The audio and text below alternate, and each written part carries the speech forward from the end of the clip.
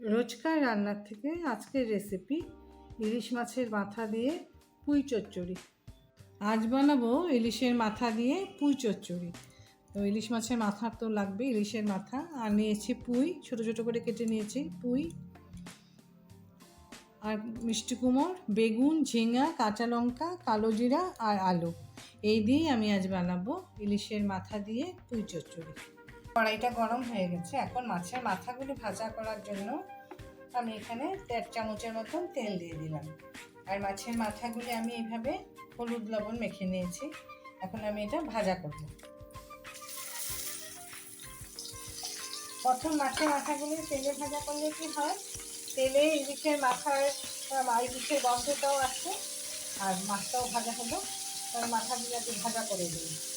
যে মাছের মাথাগুলি ভাজা হয়ে গেছে, এখন আমি মাছের মাথাগুলি ভাজাগুলি তুলে নিই।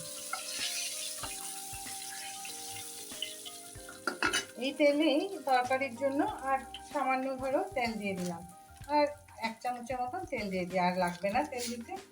এখন আমি তাতে দিয়ে দিব কালো জিরা, 1/2 চামচেরও কম কালো জিরা দিয়ে দিলাম। দিয়ে এখন আমি সবজিগুলি দিয়ে দিব। এই আলু, কুমড়ো, সব সবজি দিয়ে দেবো, কারণ কি সবগুলি একই রকম, মানে সেরকম শক্ত সবজি না, তিনটেই আছে। তো সব সবজি দিয়ে ঢাকবো না, সব সবজি দিয়ে আগে একটু মুছতে দিই, কারণ এখন যদি ঢেকে দিই তবে সেদ্ধ হয়ে যাবে, ভাজা গন্ধটা হবে না। একটু মধুর, তারপরে হলুদ লবণ দিবে। যে দেখো জলটা শুকিয়ে গেছে, আমি কিন্তু ঢাকা দিই নাই। এইভাবে তাতে কী হয়, তরকারিটা ভাজা ভাজাও হয় আর গন্ধও শুদ্ধ হয়, ভাজা গন্ধ হয়। এখন আমরা লাবড়াতেও ঢাকি না, আগে আগে সবজিটা ভাজা করে নিই। এখন আমি তাতে দিয়ে দিব আন্দাজ মতন হলুদ, আর দিয়ে দিব লবণ দিয়ে দিলাম। আর দিয়ে দিব এখানে এই মশলাটা।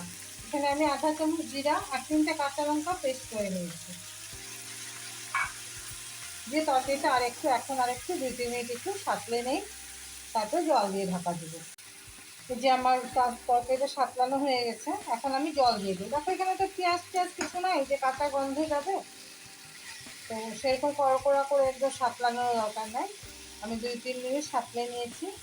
এখন আমি তাতে দিয়ে দিব জল।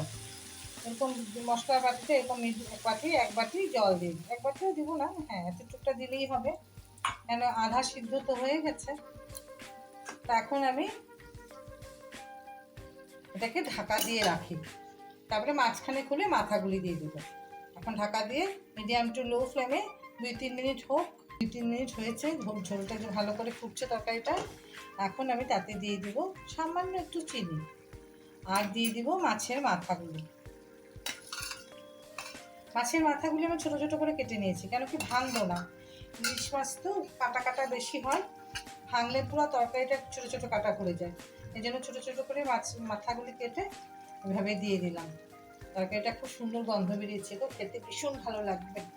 তো এখন আমি ঢাকা দিয়ে রাখি মিডিয়াম টু লো ফ্লেমে 4-5 মিনিট, পুঁই ডাঁটাগুলি সিদ্ধ হোক। 4-5 মিনিট হয়ে গেছে।